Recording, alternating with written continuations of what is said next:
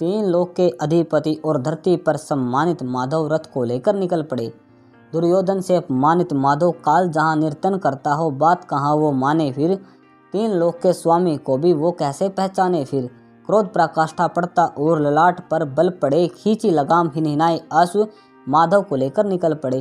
प्रेम यहाँ अपमानित कितना नंद का लाला सोच रहा था। प्रेम यहाँ अपमानित कितना नंद का लाला सोच रहा था। चक्र सुदर्शन बहुत आवश्यक बंसी वाला सोच रहा था। संध्या अपने चरम पर थी, प्रकाश कुचोटता मंद चला। रथ पर गुमसुम थे माधव और अंतर्मन में द्वंद चला। क्रोध देखकर तीन लोग संग घबराए थे इंद्रदेव। क्रोध देखकर तीन लोग संग घबराए थे इंद्रदेव। अनायास एक ध्वनि गूंजी, कहाँ जा रहे वासुदेव। भाषा में रसदार भरी थी और शब्दों के वर्ण बड़े थे। कर जोड़े और शीश झुकाए सम्मुखदानी कर्ण खड़े थे। कर्ण देख मुस्काए माधव, चिंता में अधरों को भींच लिया। हाथ बढ़ाकर अंगराज को रथ के ऊपर खींच लिया। कर्ण ने पूछा, क्यों चिंतित है, कभी नहीं डरने वाले। आज भयंकर पीड़ा में है, जग की पीड़ा हरने वाले। कर्ण के पूछे गए प्रश्न केशव को मौन ही पाता था। माधव हल्का मुस्काते रथ आगे बढ़ता जाता था। अंगराज सब उत्तर दूंगा कह के कर्ण को टोक दिया। असुर चले बस कुछ ही पग, माधव ने रथ को रोक दिया और उतरते कर्ण से पूछा, त्याग दान में तुम ही बड़ो। राधे मुझे इतना बतला दो, क्यों धर्म के संग खड़े हो। तुम ऐसे महारथी हो जिसके माथे सूरज सजता है। शील दान तब त्याग धर्म का, जग में डंका बजता है। तुम चाहो जिसको बोना कर दो, अंबर भी घट जाएगा। एक बाण प्रकाश करेगा, अंधियारा छट जाएगा।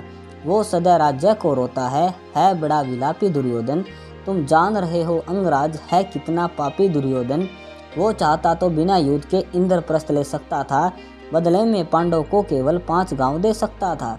न तंती पर ताण चारण में और शमशीरें झुक सकती थी। कई लाख सैनिकों की मृत्यु एक पल में रुक सकती थी। एक सांस में सब कुछ कह माधव उसके मन को टटोले। 7 दुष्टों का छोड़ो राधे, बुझ मूल पकड़ केशव बोले। महादानी ने एक समंदर जल आंखों से सोख लिया। खुलकर रोना चाहता था लेकिन अश्रु को रोक लिया। हाथ पकड़कर कहे कर्ण, माधव क्यों धर्म बताते हो।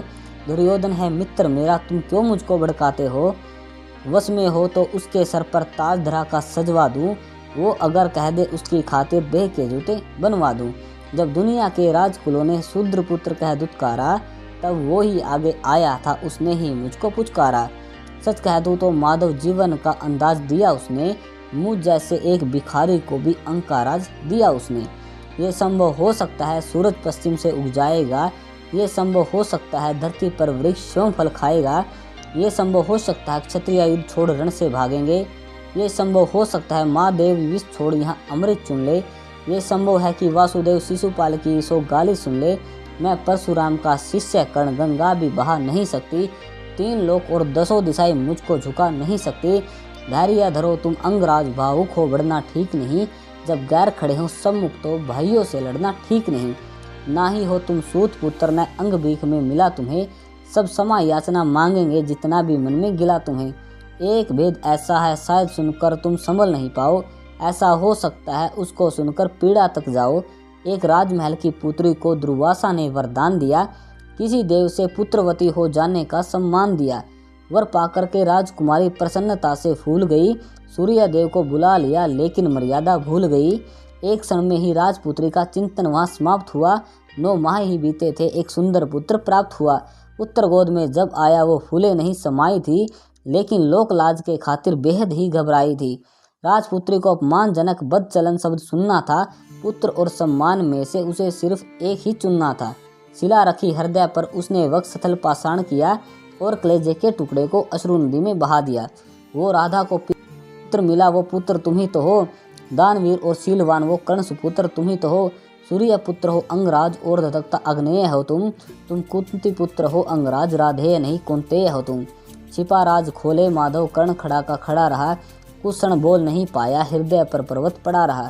अश्रु लहर बनते थे, हाथों की ओट लगाते थे, फिर भी आंसू छान छान कर गले तलक आ जाते थे।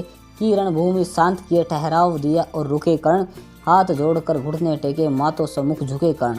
दोष मेरा बतला दो भगवान, क्या कुछ इतना बड़ा किया। गौ हत्या की थी मैंने, या अपराध कुछ कड़ा किया।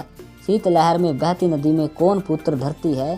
स्तब्ध खड़ा हूँ सुनकर ये अपराध भी मात करती है।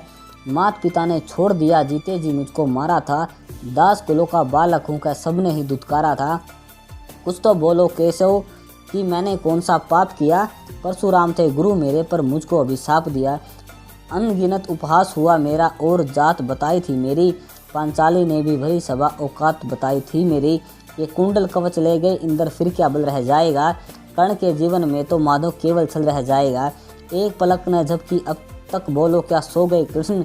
सच तो ये था कर्ण का जीवन, देख स्वयं रो गए कृष्ण। इसलिए कहते नियति के फेर अलग ही होते हैं। पुरुषों की औकात कहाँ, महापुरुष यहाँ रोते हैं। कर्ण के जैसा अब तक ना व्यक्ति तो कोई पवन देखा। दुख दर्द बहुत है दुनिया में, पर ऐसा ना जीवन देखा।